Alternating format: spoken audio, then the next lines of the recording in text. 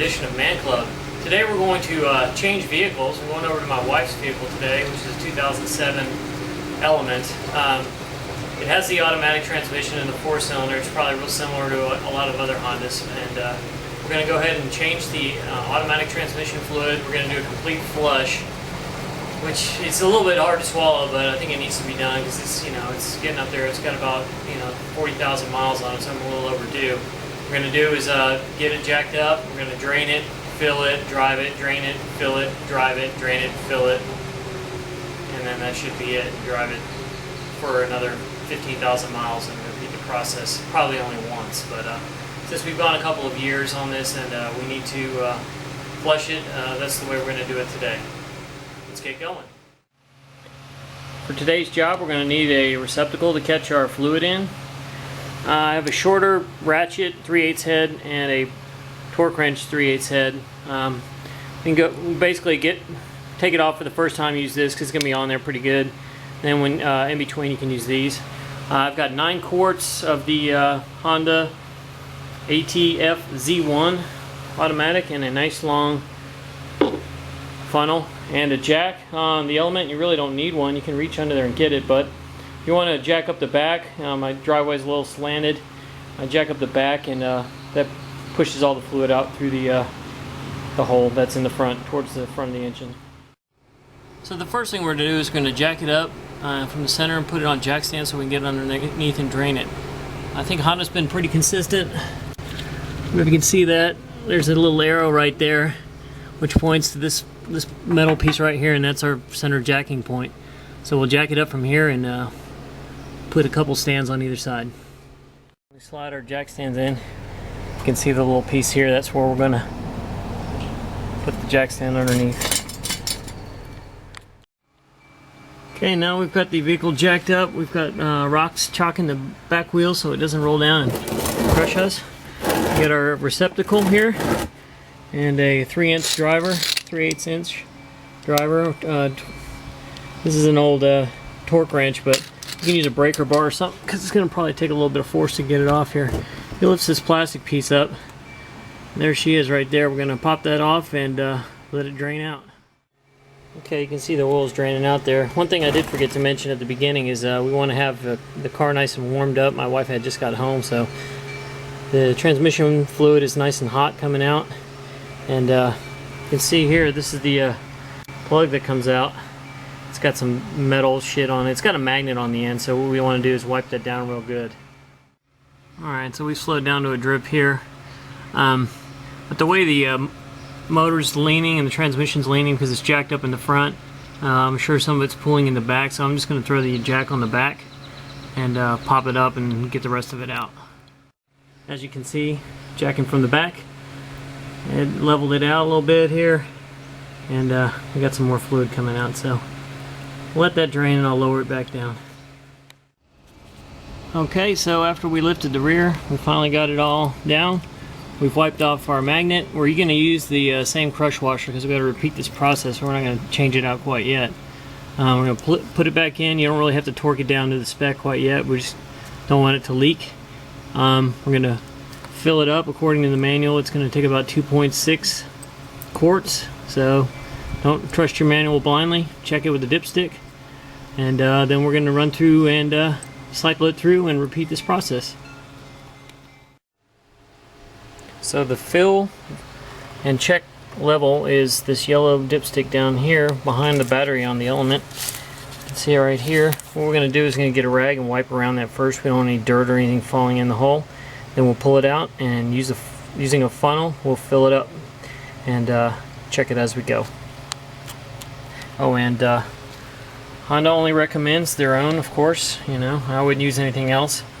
So we're going to fill it up with a 2.6 or 2.7, whatever. We're going to run it. We're going to dump it. We're going to repeat this process 3 times, but the 3rd time we won't dump it. We'll leave it in. That basically gets all the fluid out of the torque converter and everything else. So we pulled the dipstick out. You can see the hole there. It's a ways down there, so what we have to fit in it is this wonderful, nice, long blue funnel. And we'll stick that down in there, and I just make sure you wipe it out. It's nice and clean. we'll dump our fluid in. Now, reading the procedure of flushing the transmission, we just got through round one. If we were on a rack, we can go and put it in gear, drive it, get it up to I don't know, all through all the gears, lock the torque converter, and repeat these steps 3 or 4 different times. But we don't have a rack, and God forbid this thing falls or slips or catches some ground and I come driving through the garage. So easiest thing for me to do, and if I'm going to burn some gas, I'm going to go drive. So basically I just need to get out on the streets, get it, get the fluid flowing. I'm going to get up on the freeway, which is just up the road here, lock out the torque converter, which probably happens, I don't know, 60, 65 miles an hour, come back home and do the process again. Oh, and by the way, the what we just did right there, the local Honda dealer wanted $79 for it, just the one-time drain and fill of 3 quarts. So from what we've done, I don't know, maybe it costs $15, $20, somewhere around there in a little bit of time. Real easy job. Don't pay $79 unless you just hate getting dirty. Okay, we just got back from our little test drive. It was about 60 miles an hour on the freeway. We felt the drivetrain lockout in the transmission. Came back, I realized this. I'm so used to working on my Accord, which is low. I can crawl right under here. I didn't even need to jack it up the first time. I'll just say that I jacked it up so I could show you with clarity on the first run. So we're going to drain it out here and lather, rinse, repeat. We're going to fill it, plug it back up, fill it back up, take it one more drive, come back, and just drain it and fill it last time, and we're done. Okay, we're ready to do the fill. So I went to the store. I guess I actually got these online. It's the old crush washer. You can see it's got some ridges. It's shot, so these are cheap. I don't know, 50 cents or whatever. Put that on and get the torque wrench out. 36 foot-pounds is what we need. So to check your level, get the car up to the operating temperature, which gets to when the fan comes on. Pop your hood, shut it off, and check the fluid within 60 to 90 seconds of shutting the car off.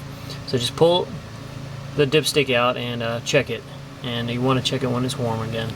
When you put it back, they advise that you point the handle towards the breather tube, which is right there, so you can kind of see the angle of it. I don't know why that is, but it's the way they want it. So when you're ready to clean up, I got these the other day. They work really well. It's Grease Monkey wipes, and you can see I only had to use one of them, and it really took my, it took all that grease off my arms. So give them a try.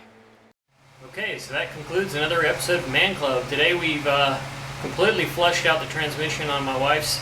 If you've been doing it regularly, or you want to do it regularly every 10, 15,000 miles, you can probably get away with just doing 3 quarts at a time. But since I waited, I guess I got lazy or whatever, we got to nearly 40,000, so I wanted to get all the old fluid out.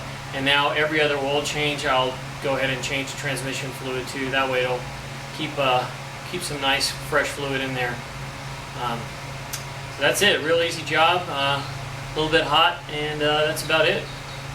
But it was as easy as it gets. And who knows? Honda wanted $80 to do just the 3 quarts. How much they charge for a flush, I don't know. Probably close to $200 would be my guess. So we did it today for a fraction of that. And as ManClub likes to say, do it right. Do it right the first time. So, until next time, keep them hanging.